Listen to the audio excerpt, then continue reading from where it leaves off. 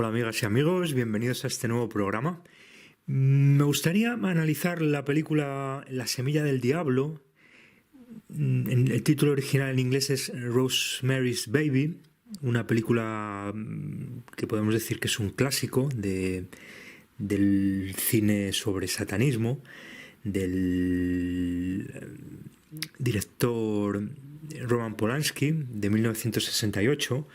Ya analizamos en su momento La muerte y la doncella del mismo Polanski y comprobamos que sabía mucho de todo esto, ¿no? En ese caso más bien de programación mental mediante trauma, ¿no?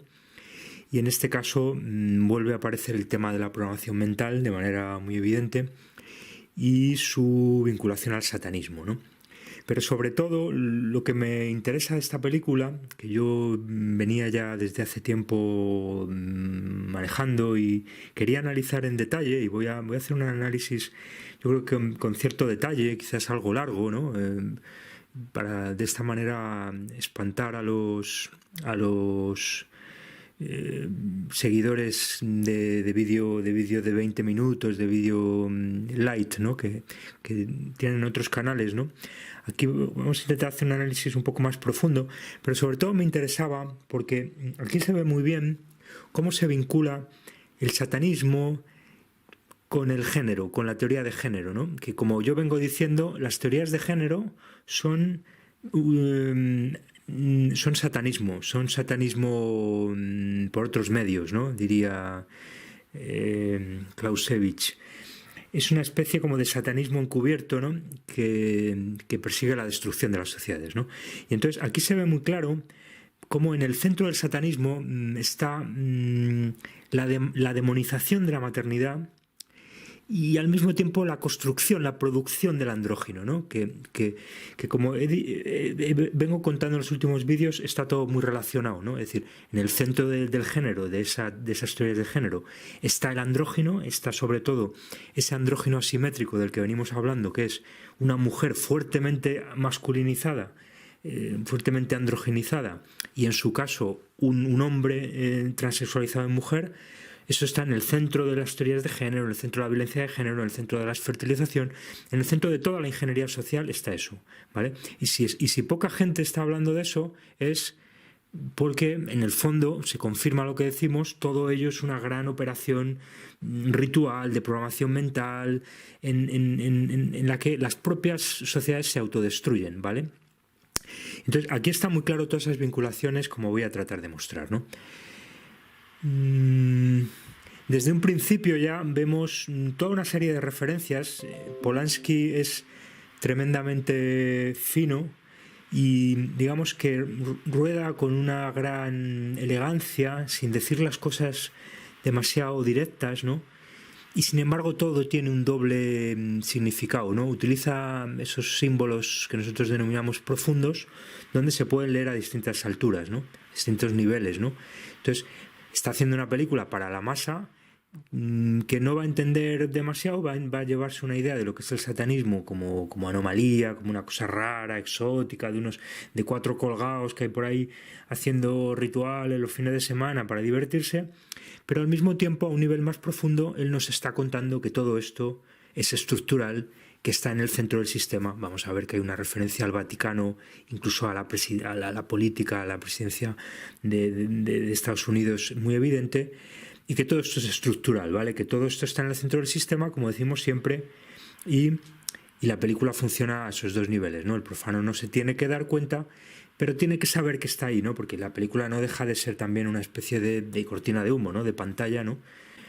Entonces, desde el principio vemos muchísimas referencias muy refinadas, creo yo, y muy sutiles, ¿no? al mundo de la cábala, ¿no? Y al mundo del satanismo y luciferismo ya de manera más clara, ¿no?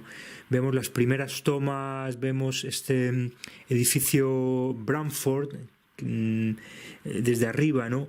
Pero lo vemos como en vertical, ¿no? Ya empiezan a aparecer esas geometrías de triangulares, hexagonales, que son las que conforman el árbol de la cábala, ¿no? Que van a aparecer luego después, ¿no? Entran en el edificio y otra vez las puertas del ascensor aparecen unos rombos, ¿no? Y justamente una de las puertas se cierra con Rosemary, con la protagonista femenina, Mia Farrow, justamente en el centro de ese rombo, ¿no? Al entrar en el edificio Bramford vemos cómo pasan por una especie de pirámide, por debajo de una pirámide, suben una escalera, ¿no? Todo ese simbolismo del ascenso social, que en definitiva es lo que está aquí implícito, y que es la misma lógica de la cábala, ¿no? Como yo estoy mostrando, ¿no? Es decir, toda esa interpretación culta, disciplinar, no de las disciplinas dominantes, evidentemente, porque la cábala, el cabalismo por sí mismo ya es del mundo esotérico, pero tiende a haber todo un mundo de interpretaciones disciplinares muy rigurosas, donde nos hablan de toda esa lógica de las emanaciones, de las sefirot, desde el primer sefirot, desde Keter, toda esa sublimación de la cábala, que no digo que no sea una de sus posibles lecturas. Yo creo que también está ahí para encubrir que uno de los usos fundamentales de la cábala es la de una simple estructura social, es decir, de una estructura social jerarquizada, donde hay relaciones entre los distintos integrantes de esa estructura social, que en definitiva serían como, ya hemos hablado de eso alguna vez, ¿no? En mi serie Cómo funciona el mundo, ¿no? Cómo funciona el mundo, veíamos que hay toda una lógica de tríadas y de trinidades que se refieren unas a las otras, donde en el centro está la captura de la G que está en el centro del compás y la escuadra, ¿no? Que es la generación, que es la génesis, ¿no? Que es la fertilidad, ¿no? Y la recuperación de esa fertilidad hacia arriba, ¿no? A través del andrógino. El andrógino es, ya lo hemos dicho aquí alguna vez, ¿no? Y sus vinculaciones con la economía. El andrógino es precisamente por su infertilidad, ¿no? Por ser castrado y por ser un vientre hueco, por así decirlo. Recordemos el análisis que hicimos del Partenón, ¿no? Justamente de la Atenea Partenos, de la Atenea Virgen, ¿no?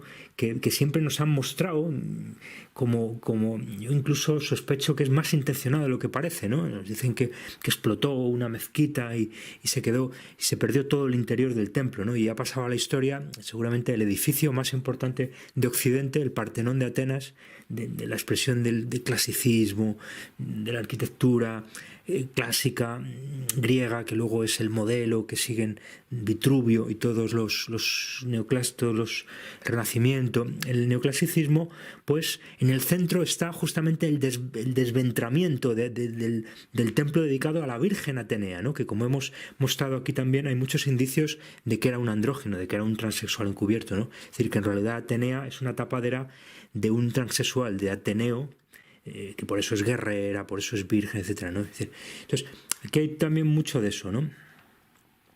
Al subir en el ascensor vemos como hay una lámpara con una rosa, ¿no? Un tema importante que va a seguir apareciendo en toda la película.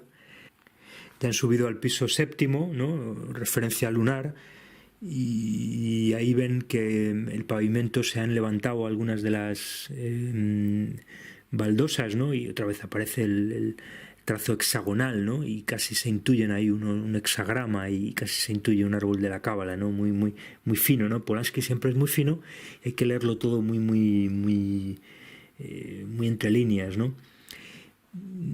Este edificio Bramford, les cuenta el portero o la persona que les enseña el edificio, ha habido toda una serie ahí, tiene una historia negra, ¿no? Porque ha habido ahí historias, ¿no? Ha habido... Le dice el portero que en el edificio Bramford, en 1959, que suma 699, encontraron en el sótano el cadáver de un niño envuelto con papel de periódico, y que había unas hermanas y que eran caníbales, y bueno, le cuenta toda una serie de historias, ¿no? Y luego le dice que esto es muy importante.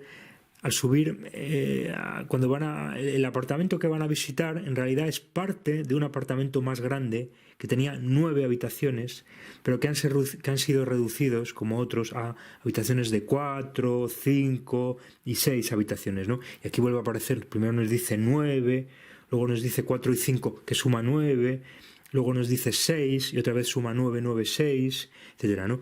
Este es solo un ejemplo de que Polanski está todo el rato, está todo súper pensado y está todo el rato haciendo referencias al satanismo, a toda esta numeración cabalística, satánica, vorticial, etcétera, ¿no? Pero es muy importante esto de que ellos van a visitar, que finalmente luego se lo quedan, un piso que alquilan en este edificio Bramford, que es la parte de atrás de un piso más grande que tenía 9 habitaciones y que, digamos, en la parte de delante viven los Castevets, ¿no?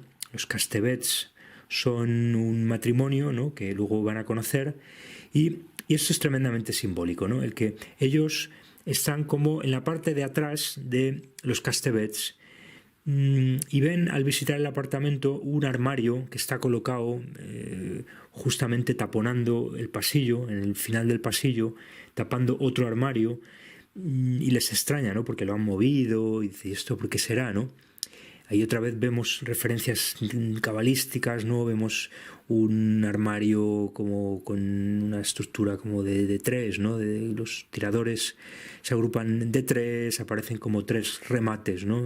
Dos serían las dos columnas laterales y la columna central de la cábala, dos como decoraciones en el remate que son como las dos S, ¿no?, del caduceo hermético, ¿no?, que en el fondo todo esto está relacionado, ¿no? Las S del caduceo hermético son las ascensiones y las descensiones en esa pirámide social jerárquica, pero también las ascensiones y los descensos en toda la lógica del ritual, ¿no?, y de las relaciones entre la materia y el espíritu, la catábasis y la anábasis, la catarsis y la anarsis, etcétera, etcétera, ¿no? Hay toda una lógica de ida y vuelta, ¿no?, que representan también las dos serpientes, pero que son en definitiva las triangulaciones y las, digamos, progresiones del árbol de la cábala, ¿no? Es la misma lógica, ¿no? El caso es que retiran el armario y ven que, bueno, pues detrás no hay nada, simplemente es un armario de la limpieza y tal, pero luego veremos que ese armario desempeña un papel muy importante porque es el que, como digo, tapona, comunica con la vivienda de los Castevets y por ahí de hecho luego entrará la misma Rosemary en la vivienda de los Castevets cuando al final de la película ya va a visitar al hijo que ha tenido, ¿no? El apartamento se lo ha recomendado, ¿no? Lo obtienen gracias a, de alguna manera les ha enchufado un amigo de ella que es Hutch, con el que aquí los vemos que están cenando, ¿no? Están cenando cordero y vino, muy importante porque van a aparecer sistemáticamente la carne y el vino, significando el ritual de sexo y de sangre, el linaje y otras muchas cosas, ¿no? Pero de alguna manera eso va a identificar a la logia satánica, que están todos más o menos vinculados, aunque luego veremos que a este Hutch de alguna manera lo dejan fuera de juego, ¿no? En un momento dado, digamos que lo sacrifican, es decir, les ha servido, en un momento dado lo han sacrificado, ¿no?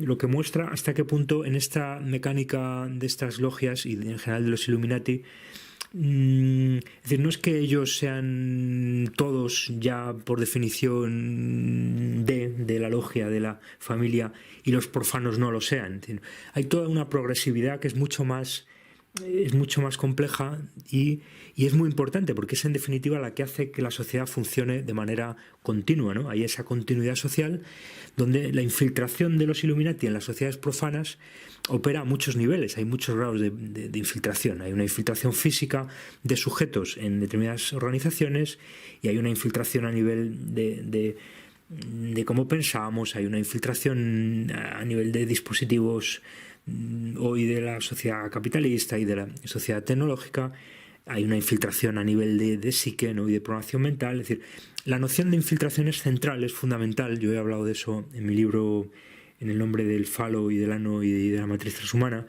Y aquí vemos cómo este Hutch es parte de ellos, ¿no? Pero al mismo tiempo, en un momento dado, deja de ser parte de ellos, se lo quitan de en medio, ¿no?, por lo que sea, ¿no? Porque es parte del juego, ¿no? Es parte de esta mecánica sacrificial donde todos están de alguna manera en esa lógica de la coacción y de la amenaza, ¿no? pero aquí vemos cómo él es parte de, ¿no? Al menos en esto todavía, ¿no? Y gracias a él obtienen, pueden alquilar el piso en el edificio Bramford, y ahí lo vemos ya con esas miradas típicas de los Illuminati, ¿no? Más Polanski sabe muy bien de lo que está hablando porque suele ser el derecho, ¿no? El ojo más importante, el ojo derecho solar frente al lunar izquierdo, ¿no? El caso es que entran ya, ¿no? Ya han entrado han alquilado el piso, todavía no lo han amueblado, y ya los vemos que están en un sitio central que es el dormitorio, donde ellos van a poner luego la cama de matrimonio, y ven que allí están escuchando ruidos como de raros, ¿no? Como de conjuros, como de un ritual satánico, ¿no? Y les extraña mucho, ¿no?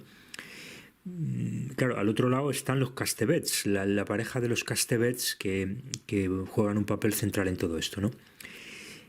Y ahí luego, en realidad luego en el salón, frente a una ventana con 3 hojas, una bow window creo que las llaman a estas, ahí se van a poner a cenar, ¿no? Es curioso que el único mueble que traen, ¿no? La primera noche para estrenar el apartamento es una lámpara, ¿no? Hemos dicho que había una lámpara con una rosa en el ascensor, cuando subían en el ascensor, también el simbolismo de la ascensión, ¿no? Y ese portero que era una especie de Hermes, ¿no? Que es mensajero de los dioses, pero que en realidad es el que conduce, es el que inicia, ¿no? Es el que lleva por los distintos grados. Pero también es una iniciación social, de niveles sociales en la pirámide Illuminati, ¿no? En la pirámide de poder, ¿no? Todo lo que nos han contado del ascenso social, del sueño americano, de la posibilidad de ascender por mérito, etcétera. Eso es enormemente relativo, solo ocurre en los niveles bajos de la pirámide.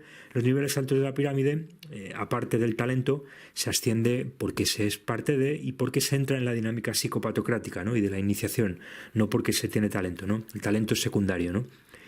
Eso ya lo hemos dicho muchas veces, ¿no?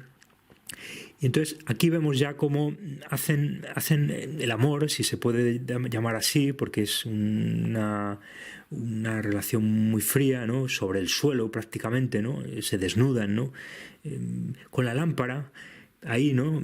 Que yo creo que es un símbolo luciferino. Ya al fondo vemos aparecer, que luego lo vamos a ver más claro, las torres gemelas y una torre puntiaguda que vuelve a ser una referencia a la cábala, ¿no? Vamos a hablar de eso después, pero ya está aquí, ¿no? Ya está aquí el tema de la cábala, ya está el tema de la lámpara, es decir, de la luz, por lo tanto de Keter, de las emanaciones de las sefirot, desde la luz hacia abajo, hacia la materia, ¿no? Que en el fondo eso también es el luciferismo, ¿no? Ya estamos hablando de lo mismo, ¿no? Luciferismo y cábala y satanismo acaban siendo distintos nombres para una misma cosa, ¿no? Y toda esa manera de comprender todo esto como haciendo separaciones muy tajantes, categóricas entre unas cosas y las otras, no busca más que confundirlo, que no se comprenda el que todo esto está vinculado, o bien simplemente el que no se ha comprendido estas vinculaciones profundas, ¿no? Pero aquí es muy significativo que en un momento dado se supone que tienen una relación sexual, no hay una elipsis, no nos lo cuentan, pero es interesante que apagan la luz y que de pronto entra la luz de fuera, ¿no? Que es una luz que hay que entender que es la luz de la luna, ¿no? Porque en el fondo todo esto es la ritualística de los hijos de la luna, ¿no? De la que nos habló Aleister Crowley. Es decir, son esos hijos rituales que se tienen en el marco de una ritualística y en el marco de porque lo de la ritualística la gente lo suele tener como una cosa muy cool, como mola el ritual, todos queremos ser ritualistas y tal, pero a ver, estamos hablando de ritualismo duro, ¿vale? Esos hijos de la luna son hijos que son concebidos de madres traumatizadas, donde hay una traumatización y una traumatización de las madres de los fetos, que es lo que está implícito en toda esta película, ¿vale? Lo que pasa es que no nos lo dicen explícitamente para no empatar al profano, ¿no? Pero entonces aquí es muy significativo, apagan la luz, aparece la luz de la luna, y porque lo que está en juego aquí es un hijo de la luna, ¿no? Es la concepción de un hijo de la luna, ¿no? aunque en realidad no es justamente en este momento, va a ser luego después, más bien en el marco de un ritual, ¿no? Aquí yo creo que más bien, luego vamos a ver otras referencias, porque Polanski, como todos los grandes, yo creo que Polanski, con independencia de juzgarlo moralmente, no entro a eso. Como director, yo creo que tiene un gran talento y nos cuenta muy bien todo esto, con muchos matices, con mucha finura, y nos está hablando de todos estos niveles en los que todas las lecturas en las que funciona todo esto, que para mí son centrales aquí, ¿no? Es decir, cómo hay un ritualismo, cómo hay una programación dura, hay unas logias satánicas que están haciendo determinadas cosas y la influencia que eso tiene en las sociedades profanas. Es decir, hay distintos niveles que se están dando al mismo tiempo y están encarnados en los mismos símbolos que en definitiva conforman la ingeniería social, básicamente, ¿no? Y es clave en esta película entender que esta producción de un hijo luna, es decir, esta, en definitiva, demonización de un feto y de una madre para dar a una especie de anticristo, como vamos a ver al final, es, en el fondo, lo que está en el centro, lo que está en el núcleo de la demonización literal de la maternidad que hoy padecemos, ¿entiendes? Es decir, cuando decimos que esa metáfora, ¿no?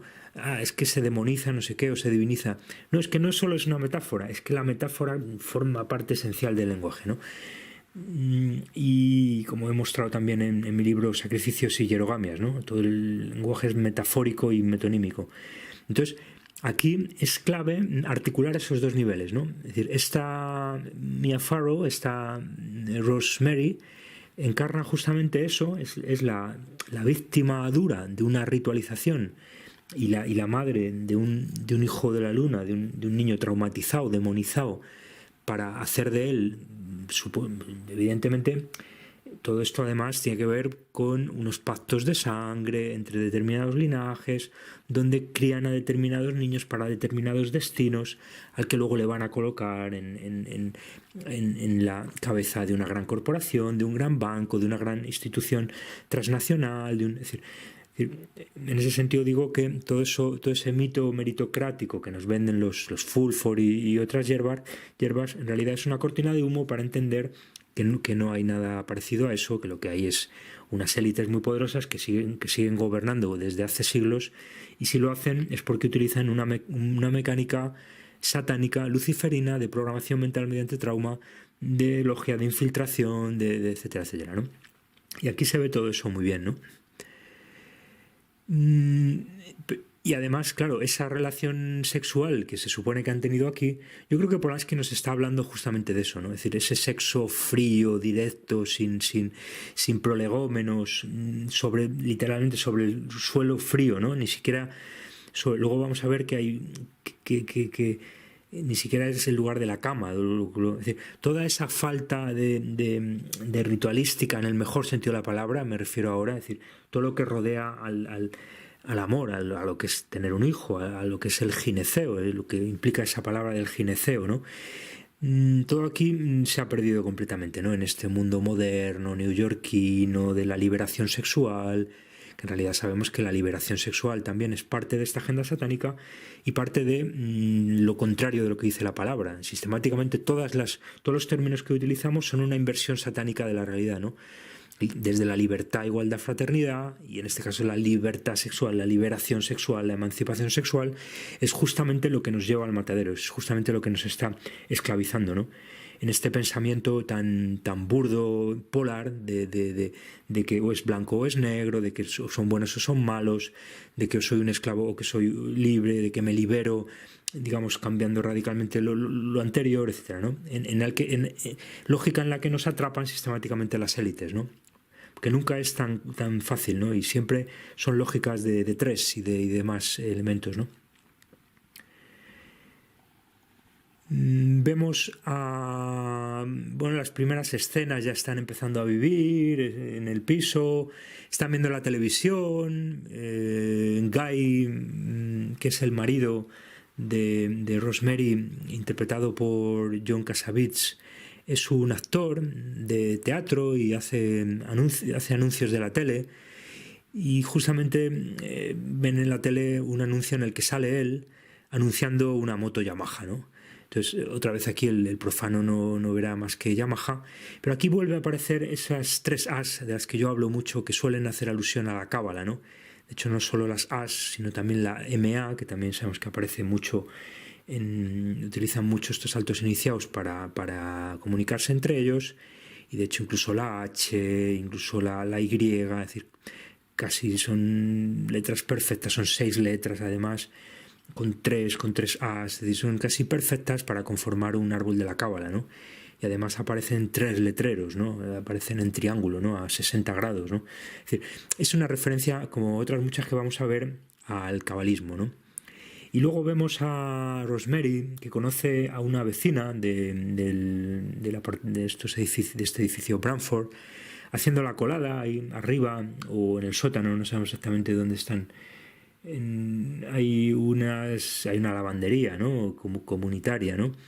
Pero muy sutilmente Polanski, que como vimos en La muerte y la doncella, sabe mucho de programación mental, hasta el punto de que, como dijimos, probablemente, aunque esto en realidad nos lo sugerían Fritz Springmeier y Cisco Wheeler en su trilogía sobre el control mental, en esa obra, en La muerte y la doncella, probablemente estaba haciendo alusión a Joseph Mengele, ¿no?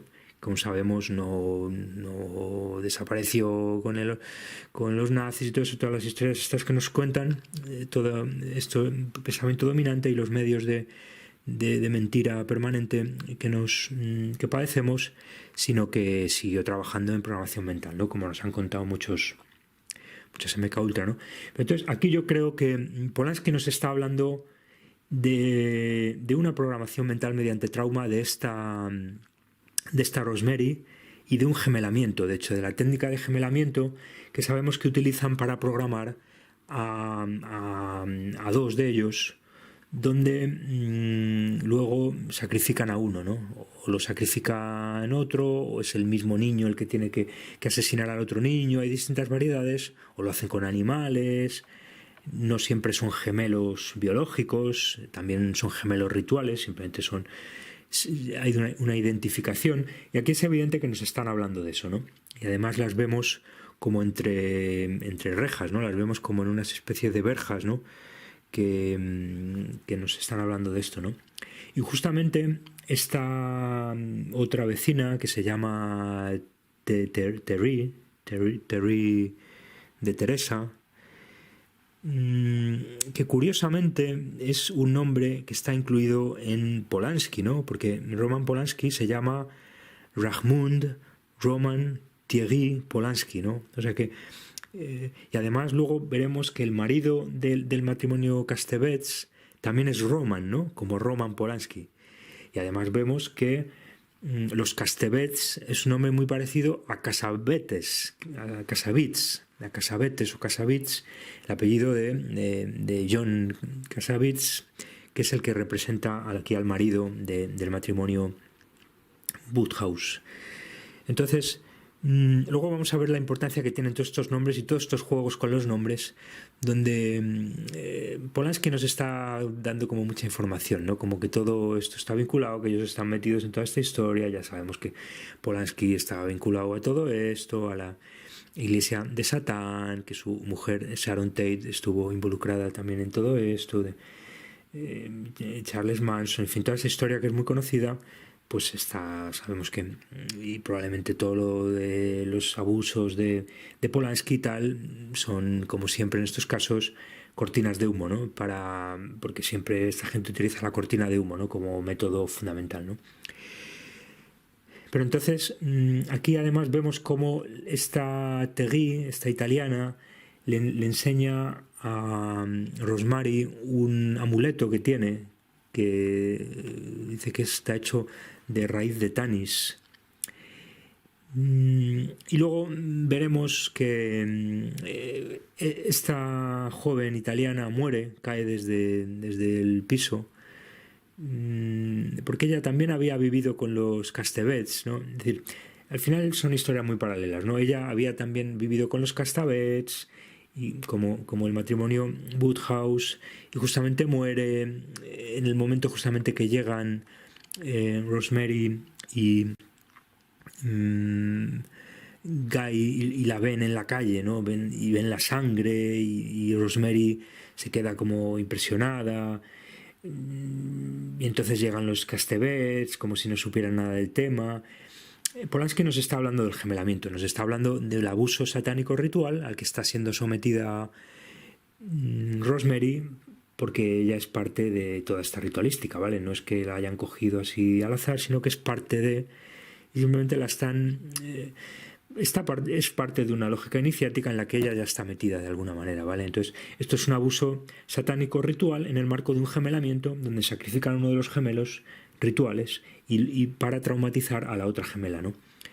Y luego además se confirma porque la mujer de los Castevets, Minnie, le regala a Rosemary el mismo amuleto de raíz de Tanis que tenía Terry, la italiana, ¿no? El caso es que estos Castevets son muy pesados y están todo el rato entrando en el piso y los están molestando y les están dando esto y te traigo un helado y te traigo no sé qué.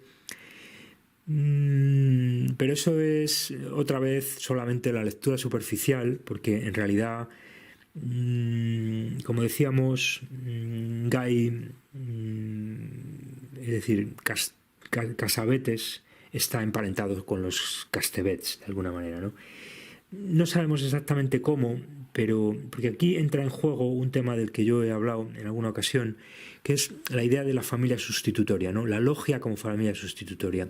Y esto aquí es muy importante porque en definitiva de lo que se trata es de alguna manera de recuperar la maternidad natural de una zoe biológica y, digamos, adscribir esa fertilidad a la fertilidad de una familia sustitutoria. ¿Se entiende la lógica? Es decir, hay toda, que en el fondo es la que conté al hablar de la serie El cómo y el fan, ¿no?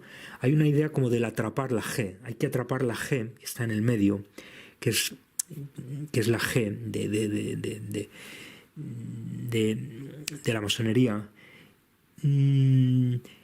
Y entonces juega un papel fundamental como el constituir una entidad sectaria, o que en el fondo es la secta satánica, que de alguna manera está vinculada a la zoe biológica de los linajes más poderosos, pero al mismo tiempo se vincula a las zoes biológicas de los linajes menos poderosos. ¿Se entiende el matiz, no?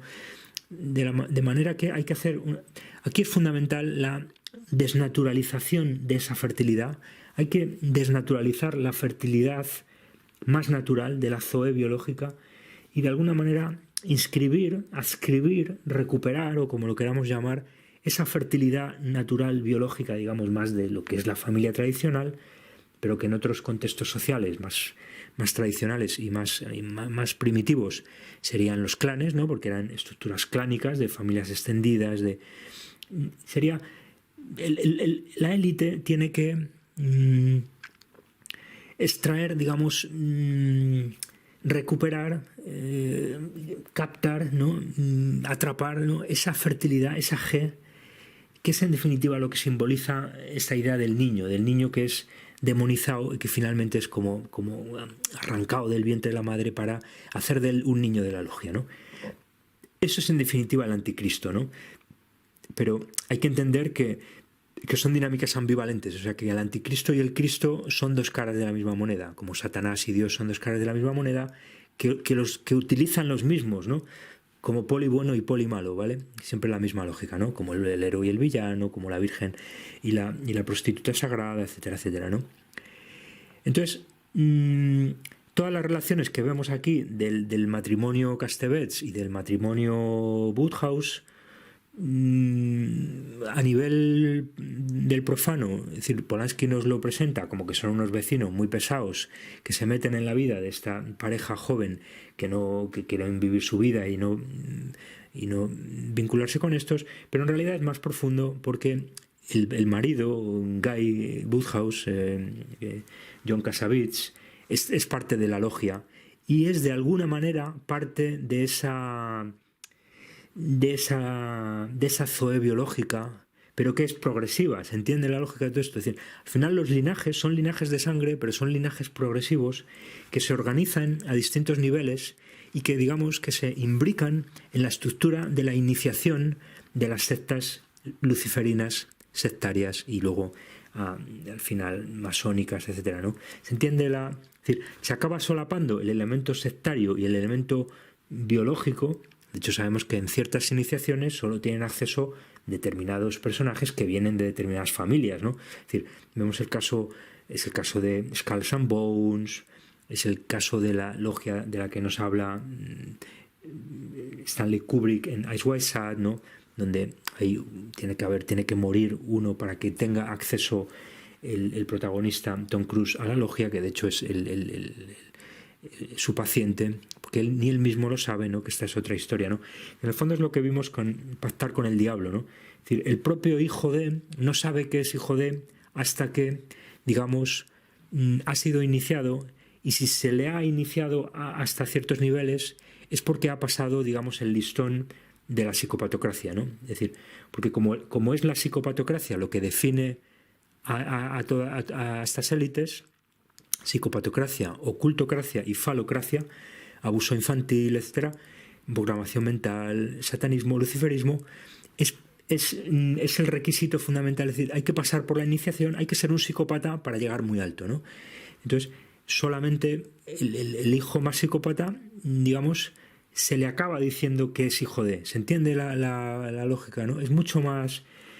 es decir, se gana el puesto el más psicópata, ¿no? Que es un poco lo que vemos, por ejemplo, en Abraham, en Isaac, y de lo que, en fin, ya hemos hablado mucho de esto, pero aquí vuelve a aparecer otra vez lo mismo, ¿no? Es la misma lógica exactamente, ¿no?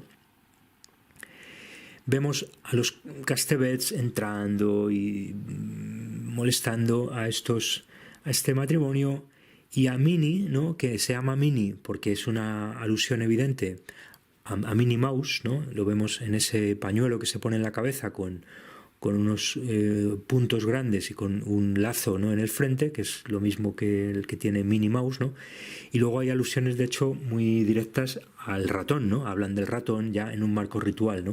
Es decir, el ratón no es el ratón de Mouse y de Minnie Mouse, es parte de todo esto, es simplemente la versión holly capitalista, hollywoodense, disneylándica de los viejos cultos del ratón paganos, ¿no? En concreto el culto de Apolo, ¿no? Trabajaban con el ratón y el mordisco del ratón, ¿no? Que es un poco también como el mordisco de la serpiente, ¿no? Y la idea del fármacos, ¿no? de la en fin, es tema complejo, ¿no? Pero ese doble juego también, ¿no? De lo que no te mata te hace más fuerte, ¿no? Y también del tema de las drogas, de la hipnosis, de los trances, en fin, es un tema muy... Pero entonces esta Minnie, que de hecho tiene elementos muy andróginos, ¿no? Y de hecho es posible que sea también un hombre transexualizado en mujer, pero luego vamos a ver que es un tema central también en Rosemary, ¿no? Ahora cuando la veamos que se corta el pelo hablaremos de eso, ¿no? Pero aquí ya los vemos, los invitan a cenar, vuelve a aparecer la carne, vuelve a aparecer el vino, que ya lo habíamos visto antes cuando comían con Hutch, con el vecino de ellos del otro piso, que veíamos que era más bien amigo de ella, pero que también en el fondo era parte de, ¿no? Era una de estas redes, esta gente funciona en red, entonces se organizan muy bien y acaban, digamos, controlándonos a los profanos, porque acaban estando en todos los tentáculos de la sociedad por infiltración. Nunca dice que son parte de, se venden como otra cosa, se venden como teóricos de la conspiración, se venden como activistas, se venden como políticos, se venden como sindicalistas, se venden como lo que sea, pero en realidad están trabajando para la logia y están infiltrando los distintos ámbitos de la sociedad, ¿no? Y entonces es el caso de Hutch, como decía, que de hecho Hutch significa madriguera, ¿no? Entonces hay una referencia ahí también, yo creo, al conejo de Alicia en el País de las Maravillas, el conejo blanco de Alicia en el País de las Maravillas, que es también una especie de Hermes en versión Disney, ¿no? Es una especie es el que te conduce, ¿no? El que te conduce a la madriguera, ¿no? El conejo que lleva a Alicia a la madriguera es como el Hermes que conduce a los dioses a la cueva tónica, ¿no? Para la catábasis, etcétera, ¿no? Y ahí ya veíamos carne y vino, ¿no? Y aquí volvemos a ver carne y vino que yo identifico como satanismo, y en un sentido más amplio como toda esta lógica de los linajes y del pacto de sangre y del grial, ¿no? De las copas de vino y de la sangre y del ritual. Es decir, son símbolos muy habituales y muy profundos que tienen mucha lectura, ¿no? Pero ya vemos un tema muy interesante, que vemos como hay sugerencias muy sutiles, muy veladas de Polanski a temas de traumatización, al simbolismo del falo, que para mí es tan importante, tan denostado en los ámbitos académicos intencionadamente. Ayer escuchaba hablar en directo en un teatro en Berlín a Slavoj Žižek, una referencia hoy uno de los popes de la filosofía y el psicoanálisis. También habla mucho de cine, de Kevin Lynch, perdón, de David Lynch. Y justamente nos hablaba de eso, ¿no? De qué vulgar, salía una torre en un momento dado en una película, decía qué vulgar interpretar eso como cosa fálica, ¿no? Pero es parte de la lógica, ¿no? El pensamiento dominante ha demonizado que se interpreten muy directamente determinados símbolos, precisamente porque hay que interpretarlos así, ¿se entiende? Porque todo el pensamiento dominante es cómplice de toda esta lógica de programación mental y de satanismo encubierto, ¿no? Entonces hay que interpretar fálicamente todas las cosas porque están ahí jugando, y es precisamente el no interpretarlo fálicamente como hace que sea más poderoso como programación mental, ¿se entiende? Porque en la medida en que no ¿se entiende? Es justamente la inversión de la lógica, ¿no? Yo como investigador no oficial, anti-academia, digo que algo hay que interpretarlo fálicamente y se me dice, qué vulgar, qué directo, qué poco refinado. Pero es que justamente el ser consciente de que están utilizando fálicamente determinados símbolos es lo que lo desactiva como disparador de programación mental mediante trauma. ¿Se entiende la lógica? Por lo tanto, esta aparente obscenidad, que no es obscenidad, es tratar de mostrar cómo funciona esto, es importante porque, como digo, si no, inconscientemente sigue funcionando, y precisamente porque no se es consciente, ¿no? Y entonces yo creo que aquí hace muchas alusiones a toda esa lógica fálica. Cuando hablamos de lógica fálica hablamos de la falocracia, hablamos del abuso fuertemente patriarcal, aunque también lo hacen mujeres, aunque como decimos aquí seguramente Stamini también es un hombre. Y como vamos a mostrar, esta Rosemary en el fondo acaba siendo la producción del andrógino, aunque aquí estamos en el estadio previo, aquí estamos en el estadio de la mujer y de su embarazo demonizado, pero que acaba estando en el centro de la producción del andrógino, porque el andrógino acaba, precisamente porque es una programada mental mediante trauma, acaba encarnando también el arquetipo de la madre demonizada, ¿se entiende, no? Entonces, aquí lo vemos con los dedos, lo hacen mucho, no solo Roman Castevetz, también lo hace Guy y otros, algo que también vemos mucho en Kubrick, ¿no?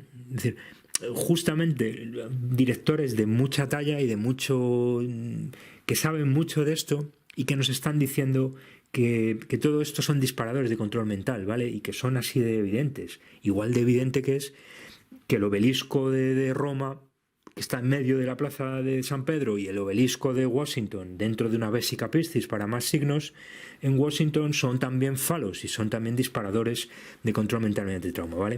Entonces, pero claro, esto nunca os lo dirán en la academia porque de alguna manera se ha prohibido, ¿no? La academia es un aparato totalitario donde se prohíbe decir determinadas cosas, ¿no? Por eso algunos pues hemos decidido trabajar por libre, ¿no? Hasta donde nos dejen, ¿no? Entonces aquí vemos ya cómo la misma botella aparece justamente ahí, muy intencionadamente, yo creo, en la boca de Roman Castevetz, y luego en el ojo derecho. Las vinculaciones muy simbólicas entre todo esto, ¿no? Porque el ojo lunar es el penetrado y el ojo solar es el que penetra, ¿no? Una vinculación muy profunda entre falos, anos, vaginas, pero sobre todo falo, ano, ojo izquierdo, ojo derecho. También he hablado de eso en mi libro En el nombre del falo.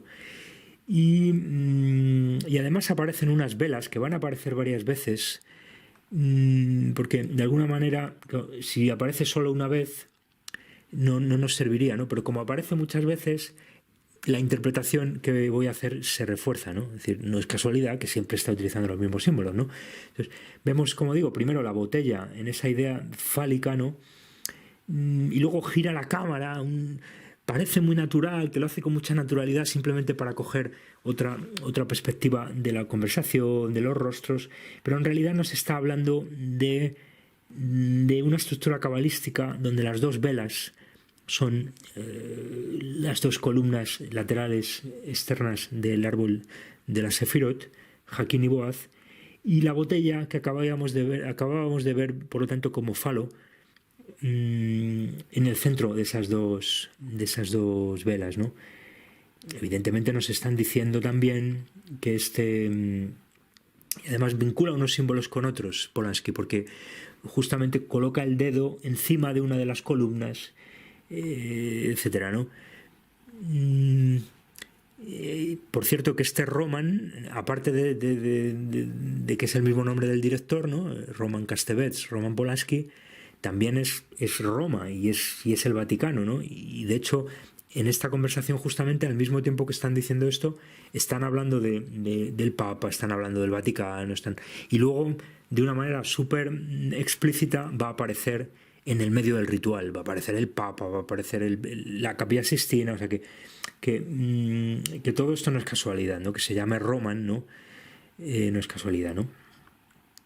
Después de cenar, Rosemary ayuda a Minnie a fregar los platos, y otra vez el simbolismo de la copa, ¿no? Ella está limpiando casi como si le fuera en ello la vida una de las copas de vino de la que acababan de beber, ¿no? Y otra vez, esto para cualquiera será un detalle intrascendente, ¿no? Son dos mujeres hablando en una cocina después de que han terminado una cena, ¿no? Pero no, Polanski es tan fino que nos está hablando de la copa, nos está hablando del cáliz. Recordemos que es la copa de vino y todo lo que acabamos de decir del vino, ¿no? Y del linaje entonces, y ella está metiendo con fuerza, está metiendo la herramienta que utilizan para fregar,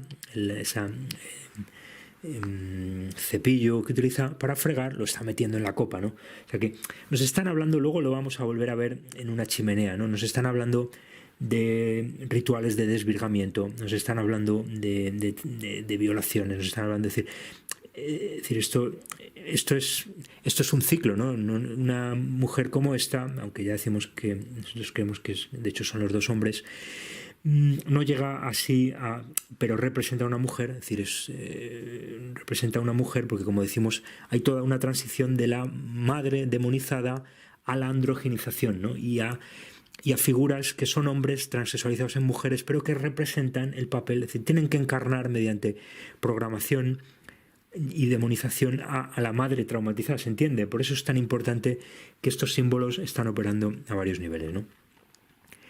El caso es que mientras están fregando,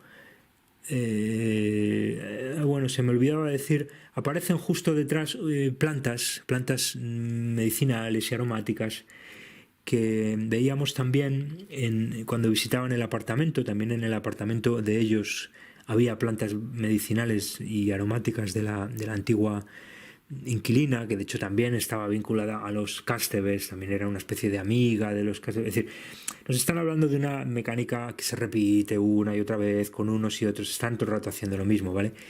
Y aquí las plantas son muy importantes, ¿no? Encontramos por todos lados, en la decoración, en el papel de la pared, en los trajes, en decoración floral, también lo encontramos en Kubrick. Hay muchas afinidades entre Kubrick y Polanski. Yo creo que de alguna manera uno y otro se han copiado o se han inspirado el uno del otro, ¿no?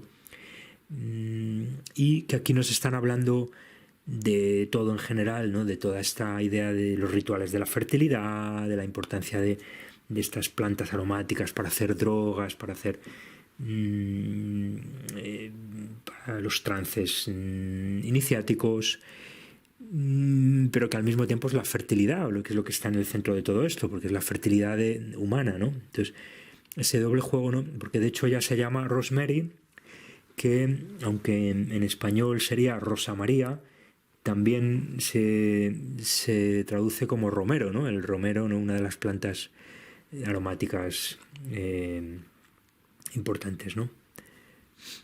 Entonces decía que mientras están en la cocina, se han quedado en el salón Roman y Guy hablando, y ahí vemos que ha pasado algo, ¿no? Que él le ha hecho una propuesta y él se ha quedado pensando, ¿no? Justamente al lado de la esfinge, ¿no? Que además, en un sentido más profundo, se relaciona con rituales de niños, de sacrificiales de niños y antropofágicos, etcétera, ¿no? Y a su vez es el león y a su vez es el sol y en fin. Pero entonces aquí básicamente lo que ha ocurrido, porque lo han estado también hablando en la comida, ¿no? Este Roman está muy bien conectado, ha viajado mucho, conoce a mucha gente, que suponer que es un Illuminati, bien conectado, tiene mucho poder, mucha influencia y le puede facilitar las cosas en la carrera como actor de Guy, ¿no? Y entonces, pues evidentemente le ha ofrecido a Guy o como se llame, Guy, que ofrezca el hijo a la logia a cambio de ascender en su profesión como actor, ¿no?